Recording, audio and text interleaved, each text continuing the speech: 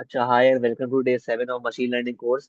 अच्छा देखो भाई, हम इस वीडियो में ना पढ़ेंगे मशीन लर्निंग लाइब्रेरीज के बारे में। अब देखो, लाइब्रेरीज होती क्या है? लाइब्रेरीज जो है ना, एक होती है pre written collection of code होती है that help us perform task without writing everything from scratch. मतलब इनका पर्पस क्या होता है लाइब्रेरीज का? हमारा टाइम और एफर्ट बचाना।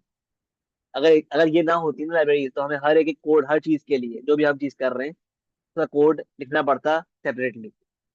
तो लाइब्रेरीज की मदद से हम क्या करते हैं, हमारे पास बना बनाया कोड होता है, हम सिर्फ लाइब्रेरी कॉल करते हैं और चीज इस्तेमाल करते हैं। अब मशीन लर्निंग के लिए खास तौर पे, वैसे तो पाइथन में बहुत सारी लाइब्रेरीज हैं, लेकिन पाइथन के लिहाज से, पाइथन के लिए, सॉरी, मशीन लर्निंग के लिए हमारे पास जो लाइब्रेरीज इंपॉर्टेंट है ना, वो ये पांच है: नमपाई, पांडास, मैटप्लॉट लाइब्रेरी, सीबॉन्ड और साइकिट लर्न। अब देखो, नमपाई लाइब्रेरी जो है ना, ये इस्तेमाल होती है जब भी नमपाई लाइब्रेरी इस्तेमाल होगी ना, कब इस्तेमाल होगी? जब हमारे पास, हमें नंबर्स को हैंडल करना होगा, handles numbers and calculation.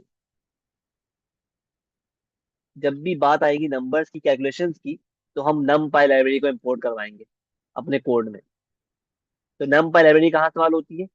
Numbers को हैंडल करने के लिए और फॉर कैलकुलेशंस। मैथमेटिकल लाइब्रेरी है ये, ठीक है, numpy। फिर आती है हमारे पास पांडास। पांडास लाइब्रेरी जो है ना, ये इस्तेमाल होती है डेटा हैंडलिंग के लिए, डेटा को हैंडल करने के लिए। ये हमारे जो है ना, हम क्या करते हैं बेसिकली, ये डेटा को लोड करती है, क्लीन करती है और डेटा को ऑर्गेनाइज करती है ट्रेनिंग से पहले। हमने पढ़ा था ना मशीन लर्निंग वर्क फ्लो में कि हम एल्गोरिथम को ट्रेन करते हैं, उससे पहले हम डेटा को क्लीन करते हैं और उसको जो ऑर्गेनाइज करते हैं ताकि मॉडल ट्रेन हो पाए।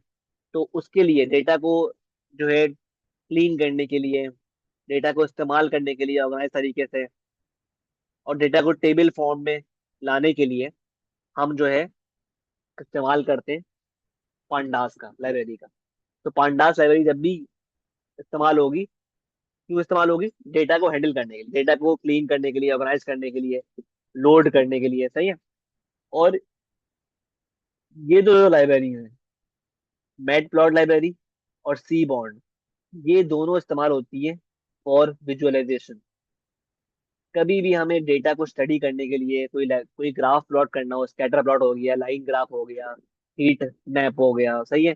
कोई भी हमें अगर किसी भी तरह का विजुलाइज करना हो डेटा को, डेटा पॉइंट्स को, उसके लिए हम इस्तेमाल करेंगे मैटप्लॉट लाइब्रेरी और सी बॉन्ड। सी बॉन्ड बेसिकली मैटप्लॉट लाइब्रेरी का ही अपग्रेड वर्जन है।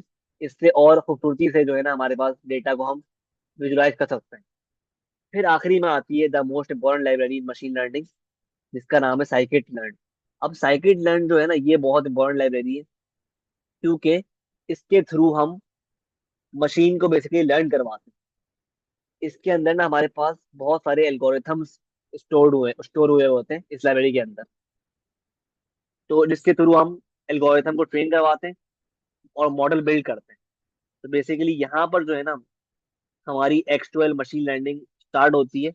और with this library scikit learn हम मॉडल्स ट्रेन करते हैं, बनाते हैं, ठीक है, जिसके बाद मॉडल्स फिर प्रिडिक्शन करते हैं। तो साइकिट लर्न में बहुत सारे एल्गोरिथम्स आपके पास जो है ना, इस लाइब्रेरी में स्टोर होते हैं। तो ये ट्रेन दी मॉडल या ट्रेन दी एल्गोरिथम, ट्रेनिंग के लिए, मशीन लर्निंग करवाने के लिए ये लाइब्रेरी बहुत इंपॉर्टेंट है, सही है। तो ये पांच लाइब्रेरी फंडामेंटल लाइब्रेरीज है मशीन लर्निंग की, जो आपके बहुत सारे टास्क करवाती है मशीन लर्निंग की। इसके अलावा कुछ एडवांस लाइब्रेरीज भी हैं, वो बात की बात है, वो अभी इतनी बर्ड नहीं है क्योंकि अभी हम स्टार्ट कर रहे हैं। तो अभी ये पांच लाइब्रेरीज जो है, आपको पता होना चाहिए इनके बारे में कि हर लाइब्रेरी क्या करती है। बेसिकली ये पांडास है डेटा हैंडलिंग के लिए, नमपाई नंबर्स के लिए, कैलकुलेशंस के लिए, मैट प्लॉट लाइव और टी बॉन्ड विजुअलाइजेशन के लिए, और साइकिट लर्न ट्रेनिंग के लिए, ठीक है। तो ये याद कर लो अभी फिलहाल।